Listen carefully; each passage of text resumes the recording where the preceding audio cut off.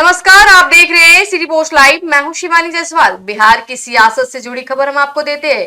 यानी तेजस्वी यादव के गंभीर आरोपों के बाद अब सामने आई है उप मुख्यमंत्री की सफाई।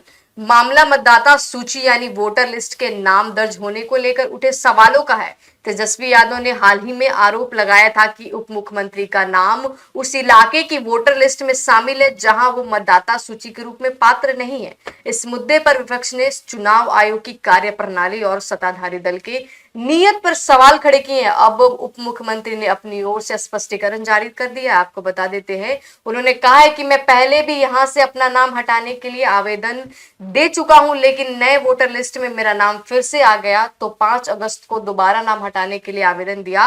इसके बावजूद भी मेरा नाम लिस्ट से नहीं हटा। उन्होंने आगे कहा है कि पूरी तरह से चुनाव आयोग और बीएलओ यानी बूथ लेवल ऑफिसर की लापरवाही और गड़बड़ी। हालांकि इस सवाल पर आयोग और बीएलओ के खिलाफ कोई कार्रवाई क्यों नहीं हुई है, उप मुख्यमंत्री ने चुप्पी साध ली है। राजनीतिक गलियारों में यह मामला अब गरमाने लगा है। विपक्ष कह रहा है कि अगर एक उप मुख्यमंत्री का नाम हटाना इतना मुश्किल है तो आम जनता अपने वोटर लिस्ट से जुड़ी शिकायतें का निवारण कैसे करवाएगी। तेजस्वी यादव ने इस चुनावी प्रक्रिया में पारदर्शिता की कमी बताते हुए कहा है कि यह सीधा लोकतांत्रिक अधिकारों का प्रहार है। आपको बता देते कि वही सत्ता पक्ष के समर्थक तर्क दे रहे हैं कि उप मुख्यमंत्री ने समय रहते नाम हटाने का प्रयास किया, लेकिन प्रशासनिक स्तर पर हुई गड़बड़ियों के कारण यह संभव नहीं हो सका। अब बड़ा सवाल ये उठता है कि क्या चुनाव आयोग इस मामले में त्वरित कार्रवाई करेगा? क्या बीएलओ की लापरवाही पर कोई ठोस कदम उठाया जाएगा?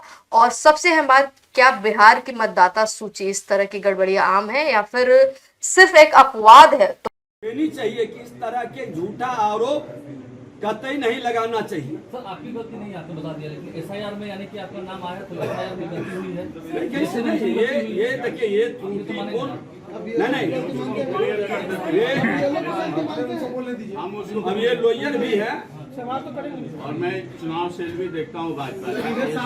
सामने देख के बात करें। इधर के भैया, एसआईआर में जो नाम आता है वो जब बीएलओ घर पे जाते हैं तो जो नाम रहता है उस हिसाब से वो देते हैं।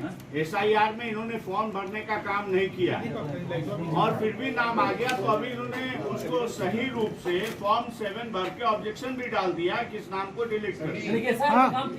एसआईआर पे सवाल तो कर रहा है कि दोनों बीएलओ सिग्नेचर करवाए तभी तो आया ना।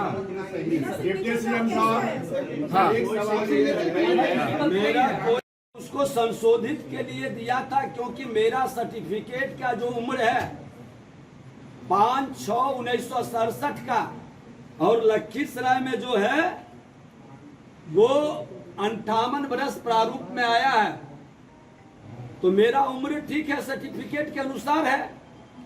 अरे ये लोग कितने यहाँ पर दे दिया, रिसीविंग ले लिए और नाम हटाएंगे अभी 1 महीना।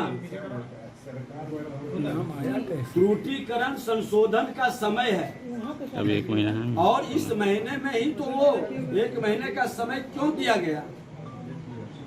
कि कोई कमी है, कोई सुधार की जरूरत। तो फिलहाल इस विवाद से बिहार की सियासत में एक नया मोड़ आ गया है। सभी की निगाहें अब चुनाव आयोग की अगली कार्रवाई पर टिकी हुई। तो फिलहाल इस खबर में इतना ही। आगे देखते रहिए सिटी पोस्ट लाइव। धन्यवाद।